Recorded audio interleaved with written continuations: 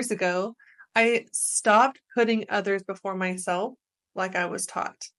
I found myself in a place where I was physically and mentally exhausted. I was full of resentment. I never had enough time. I felt low mood a lot. And I felt like a victim to others and to God. Other Christian women and good coaches showed me that I was completely twisting scripture when I thought that putting others before myself meant that one, I couldn't or shouldn't say no, or two, I needed to keep other people happy and calm. These are big red flag, classic people pleasing traits.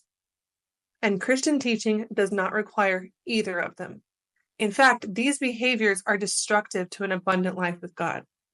So if you're still struggling to say no when it's necessary or to do what's best because someone may have big feelings about it, I invite you to listen to today's show as we really look at the lie we've been sold. Friends, people pleasing is not the same thing as putting others before yourself. But bravo to the enemy for convincing us it was.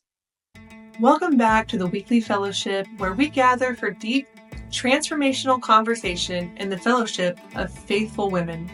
I'm your host, Reagan Clement, and I love working with women in my life coaching programs and online community, the Rising Tide Fellowship. In prayer, I was asked to build community for women to be seen, heard, and nourished in this society of isolation and confusion. When I asked God how in the world to build a community like that with so little funds, his answer was simple: collaboration.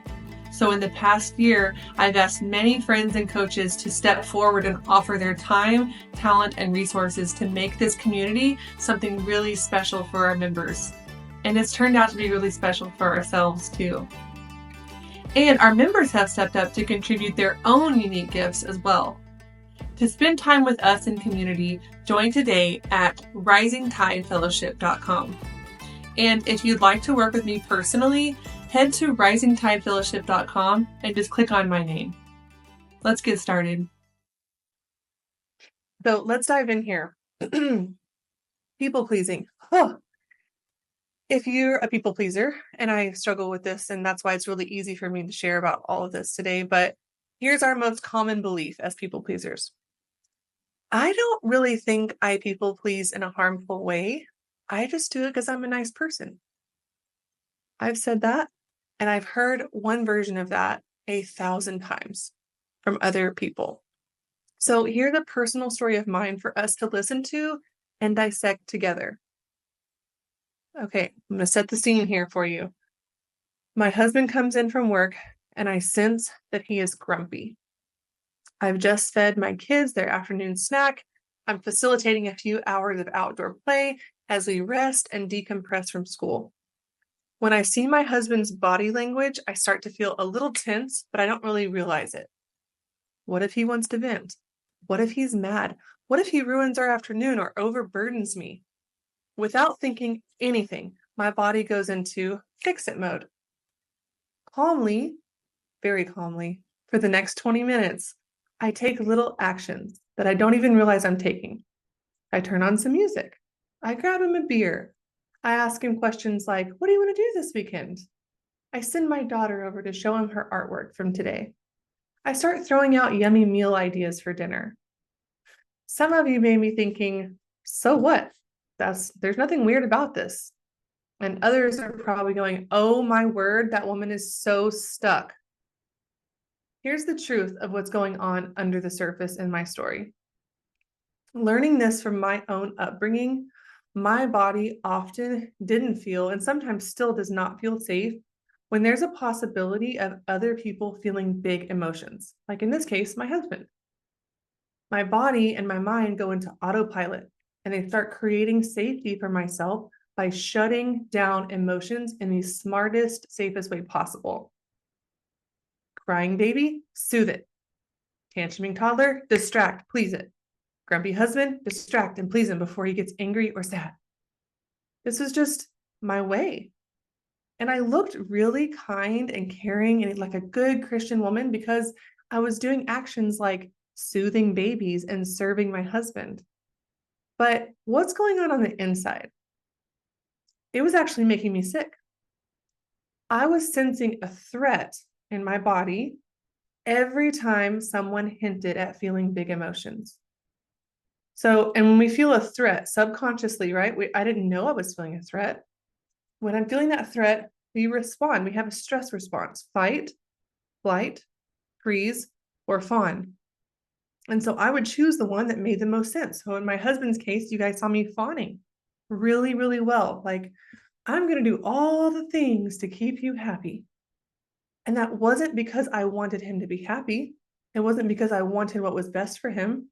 It's because I didn't want him to feel big emotions because I couldn't handle it. So that's what I was taught. And if I'm feeling a threat, or if you're feeling a mild or subconscious threat, every time someone might hint at having a big emotion, that's pretty much all day, every day as humans. And especially if we're in a family, like, everybody's going to have a big emotion and they're allowed to. We don't have to control that. So if my body's constantly feeling this subconscious threat, what does that do for my stress levels? What does that do for my cortisol, my weight, my chronic illness? My health really started to unravel, or I would probably still be doing all this. Finally, when I was at an all-time low with cancer, I started seeing a counselor to help me through the cancer process. But instead of talking about cancer, I've told you guys this before, we talked about all of my toxic behaviors that were harming me. And so one of those things we spent a lot of time on was my people-pleasing behaviors. But I actually fought really hard to say that I'm not doing anything destructive or unhealthy. I'm seriously just a kind and caring Christian woman. Like, you can't ask me to stop caring for people. You can't ask me to stop helping people and bending over backwards for people and overcommitting for people, right? But he did ask me, and my counselor did not buy it. And here are some signs that he started to help me unravel. And I want you to see if maybe you see yourself in some of these signs. These are signs that maybe I was doing some unhealthy level of people pleasing. One, we've already talked about it, difficulty saying no. You find it challenging to decline requests or favors, even when it totally inconveniences you or goes against your own needs or desires or even God's will. You fear disappointing others or even being seen as unhelpful or just any disapproval from them, right? Because people don't like it when we say no. Constant need for approval. This is another sign. I was seeking validation and approval from others to feel worthy or good about myself. My self-esteem, my self-worth was really relying heavily on external validation. I needed to make sure that their opinion of me was good, and it mattered to me more than my opinion of me, and it mattered more than God's opinion of me. Really sad when you look at it that way, but I couldn't see that at the time. I also ignored personal boundaries. I constantly sacrificed my own boundaries and values to accommodate the wishes of others or even just their expectations. This could involve agreeing to things you're uncomfortable with or suppressing your true feelings to avoid conflict. I can think of a specific time when someone asked me to keep her kids, and I finally said, no, I can't do it then. And so I said, I have someone coming over that day. I'm already hosting. And so then she went around me and she asked that person to keep her kids. So guess who ended up still keeping her kids at my house? I did. And I was so angry and I felt so violated. And I felt like, oh my goodness, but I would not say a single thing. So I just suppressed my true feelings, stayed with it. And the next time I saw her, I said, sure, I can keep your kids next time. Sure. And just never did anything about it. Another sign, number 4, overextending yourself. You frequently take on more responsibilities or commitments than you can handle because you fear letting others down or being perceived as selfish or unchristian. And this almost always leads to being overwhelmed and burned out. And then the 5th one, and I think this is the most obvious, and this is the one I feel I see the most in my clients. Despite your efforts to please the heck out of your family and friends, you feel resentful or unappreciated. And we talk about this so much, especially in women 45 to 65 who have adult children. So many of these women are people pleasing the heck out of their adult children, and they feel so unappreciated. And you may realize that you're investing a lot of time and energy into your relationships or situations that don't fulfill you emotionally, and they don't really bring you genuine happiness. This is so common in an adult mother-daughter relationship. I see this constantly. People pleasing and unfulfillment. And we're going to go into that. So as my counselor started to like really show me these and really break these down, I was like, wow, okay, fine. Maybe I was actually struggling with most of these, but why should I change? I get it. Like some of those are real burdens, but isn't it still unkind not to help others and people please when I can? I can make sacrifices about what I need in order to put others before myself. That's the Christian way, right? And I'm actually really good at making sacrifices for other people. So really, then I had to really look at the fruit, right? We always test what we're doing by the fruit. And my behaviors were producing some pretty sick limbs. Wasn't very fruitful. It was like dried up, withered trees. One, I was there because I was so physically sick. And honestly, when I realized that, and I openly asked him, I've probably told y'all this before, but I openly asked him, at the time I didn't understand the connection between the spiritual, the physical, the mental. I didn't know that they could play a role in each other. And so I remember asking my counselor, do you think that some of these behaviors are directly affecting my cancer ability to heal from cancer, or it's causing cancer? And at the time, his wife had cancer, and we don't agree philosophically on the best ways to heal from cancer. This man was very different from me. And so I was expecting him to say, absolutely not. That's not what I'm saying. Don't go crazy. Emotions aren't going to cause cancer. But instead, he was actually like, 100% Reagan, your behaviors are contributing to your illness. 100%. And I remember thinking, if this guy who doesn't really believe in anything alternative, anything that's not mainstream, if he's telling me emotions can make you physically sick, emotions can show up and express themselves physiologically, then if he's saying it, then I'm going to go look into it. So I did, and it was making me physically sick. So I was willing to change that because obviously I'm looking at cancer in the face and I'm like, I'm willing to change. But some other unfruitful things, it's really exhausting to be a people pleaser. It's so exhausting. Feeling a stress response to others' emotions or disapproval is soul sucking, you guys. It drains every ounce of energy from you and it leaves you feeling unmotivated, unhappy, unfulfilled. You know, you look up and you're like, why is this the like 30th day where it's like 4 o'clock and I'm done? I don't want to call people. I don't want to go somewhere fun. I don't want to like plan a fun. I just don't have energy for life. I have super low mood. And this is like day 30 or day 60 or day 90. And it's like, what is this? And you probably either have experienced this or you know someone like this. And it's that it can be so soul sucking and draining of our energy. It's exhausting to have that threat response in our bodies all the time. It's not our fault. This is something that happened to us. We feel threatened because when we were kids, something happened, and that was our natural coping mechanism to start pleasing, fight, flight, freeze, or fawn. And so it's not our fault, but it's exhausting, and we could change it now if we want to. We have the freedom. Another fruitful thing was that resentment that I was talking about. I noticed that a lot of the people that I said yes to actually made me angry.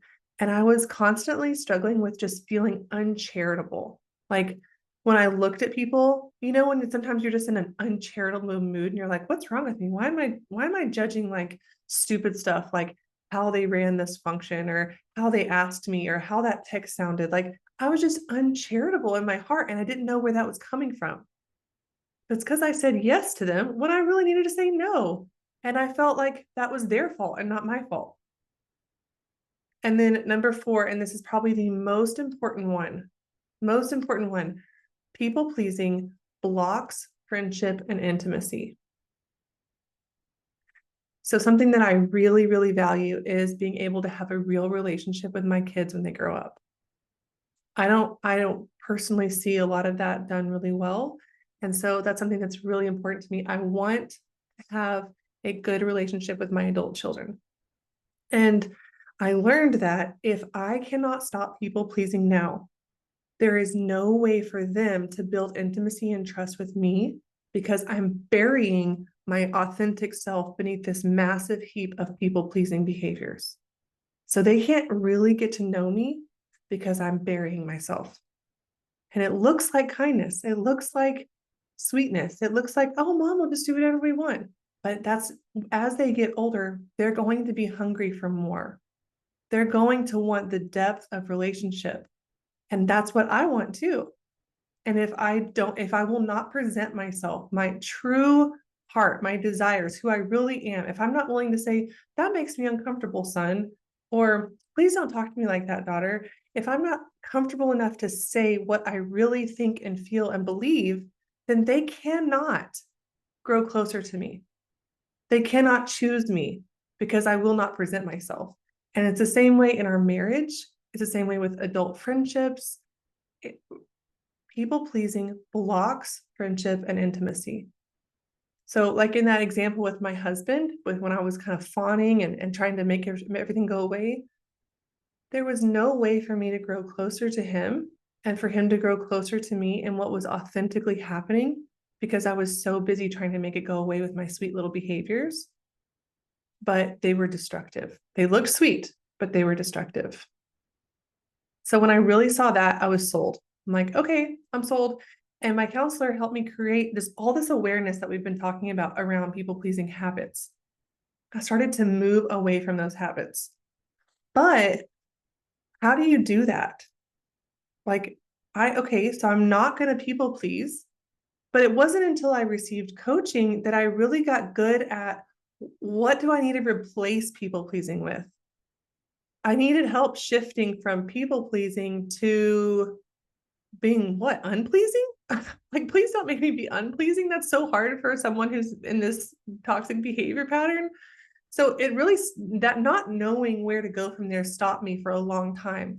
And what coaching did was it took me to the next level of saying, okay, here's what you replace it with. I want you to learn about purpose. I want you to learn about how to align your life with God and your God-given purpose. Because you see, it's not really about pleasing or not pleasing.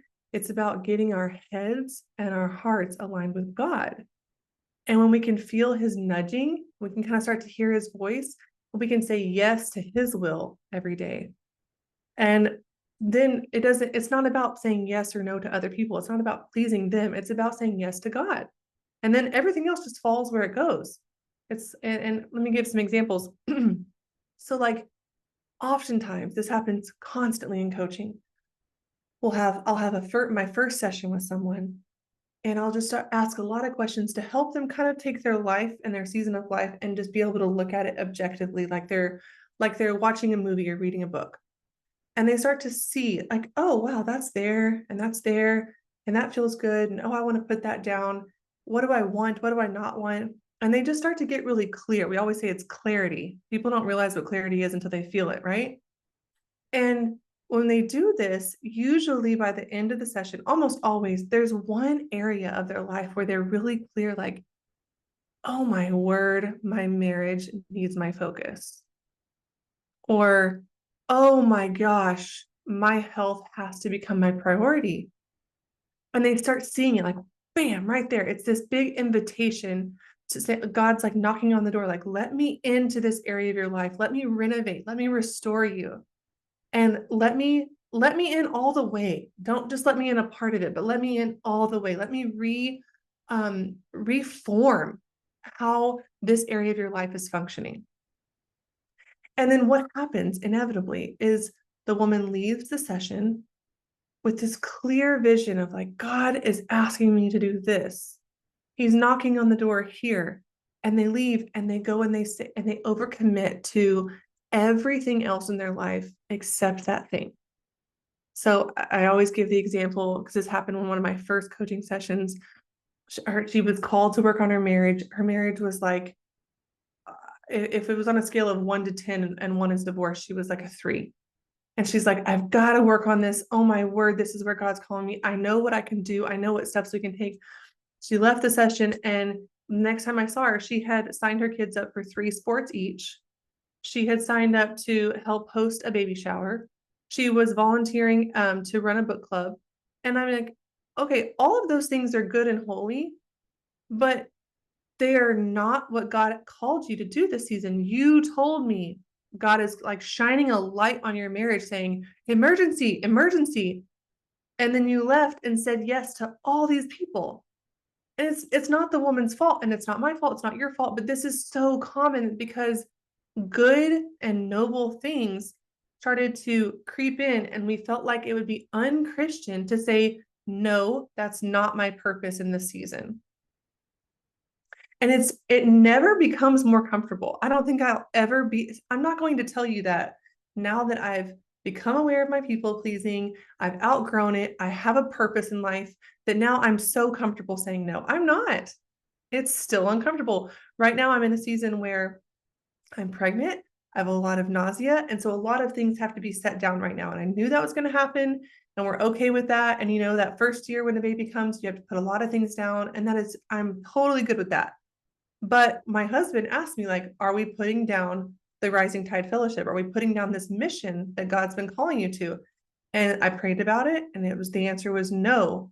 Like, I'm going to give you the things you're praying for. I'm going to give you your bigger family, but I'm also not going to let you set down this mission.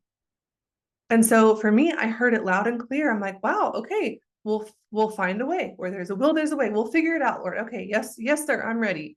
And so it gives me a lot of peace to say, I can set down so many things right now in this season, but I'm not going to set down my mission of serving women through the Rising Tide Fellowship. God called me to build this community, so that's what I'm going to do. So right now, I'm being asked to help with Vacation Bible School and this summer mission for the church and all these things at the church. And it hurts me to say, no,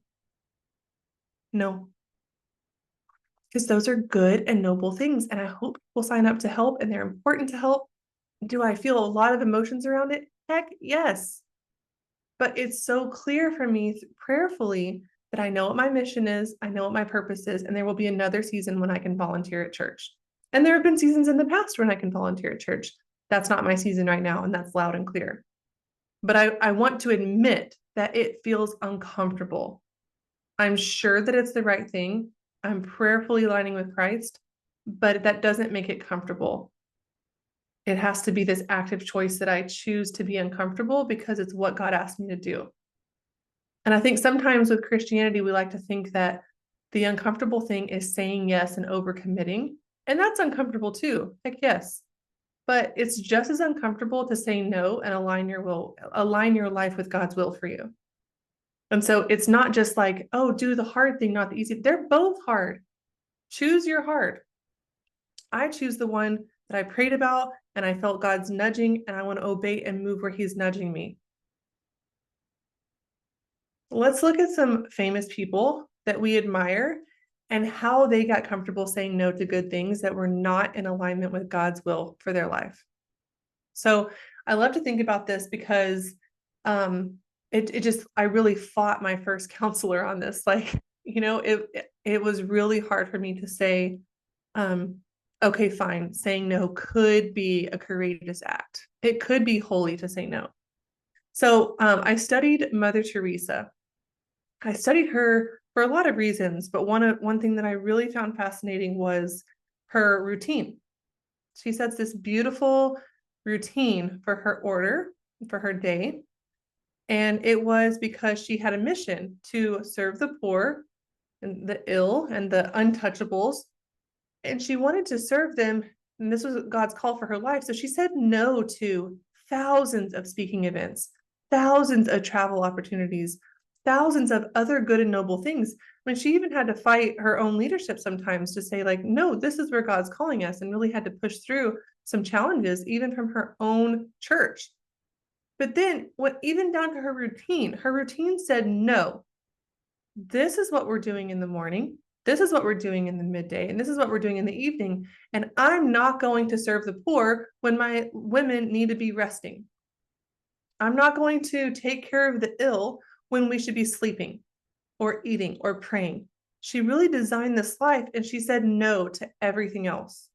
And I find that so fascinating, because when we think about missionaries, when we think about what it is to be fully invested, like the craziest, most awesome people, like Mother Teresa, for instance, when we think about this, we assume that they're just like running ragged, serving people constantly, and they're just bending over backwards, over committing, like can't keep their head up.